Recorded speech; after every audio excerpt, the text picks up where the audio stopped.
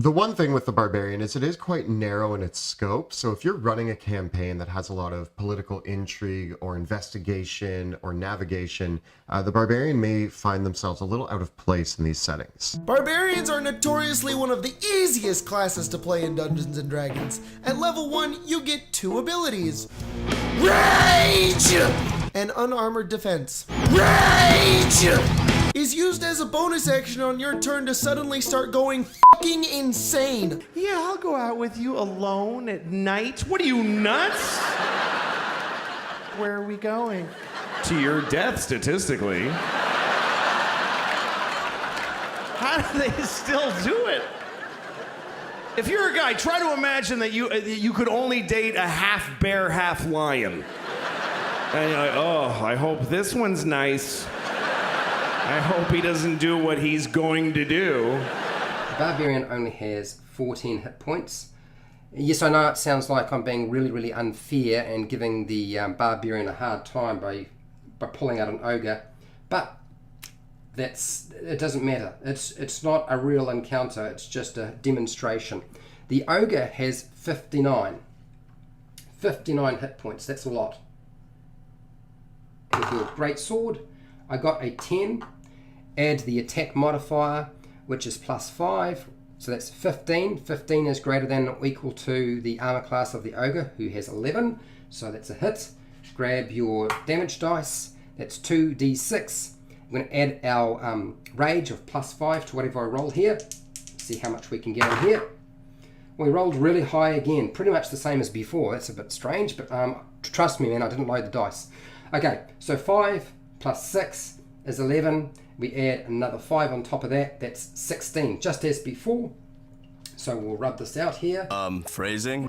So that's going to be take away 40, 30, 27. It's now down to 27. Who would have guessed? This is what makes me frightened of barbarians. Just their ability to withstand and dish out damage.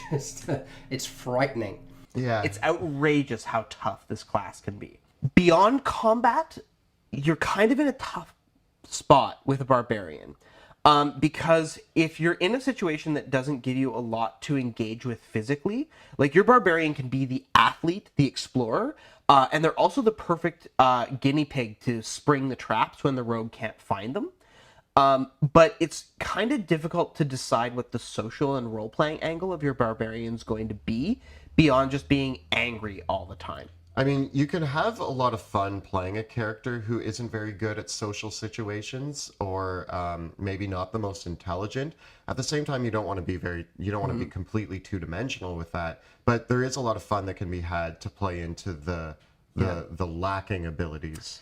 The biggest difficulty I think that many DMs can have outside of the combat issues with barbarians is that often they're very one-dimensional in terms of role-playing, and they just want to intimidate people, they want to be angry all the time, and I have seen it time and time again where like the party is trying to solve a mystery or interrogate a prisoner, and the barbarian player gets really angry and just decides to snap the neck of the prisoner, or they're mad because the action isn't happening now.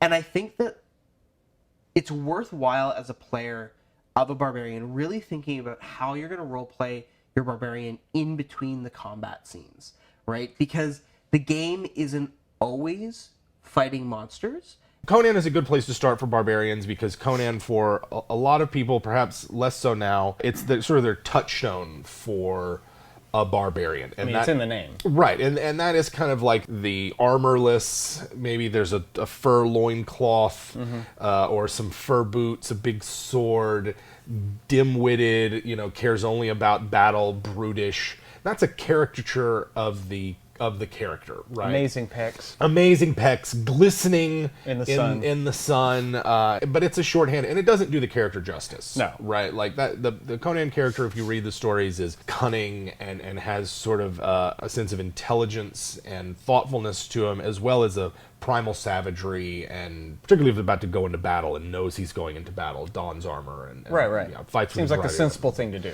Sensible thing to do. The stories themselves are much richer and paint a fuller picture. That said, I do think that the barbarian class, if you're looking for like a Conan-esque type character, the Barbarian class offers you a wide range of options and tools you need to sort of make that character, particularly if you go like criminal background with Barbarian. Because that's the other thing, is Conan is awfully kind of roguish. He's very sneaky. Sort of roguish. There's going to be people who argue he's more like a battle master because Yeah. of the way he fights. But to me, the mechanical stuff that Barbarian offers really fits that. But I like reading the Conan stories because it gives you those ideas for a more primal, sort of savage warrior that isn't an idiot.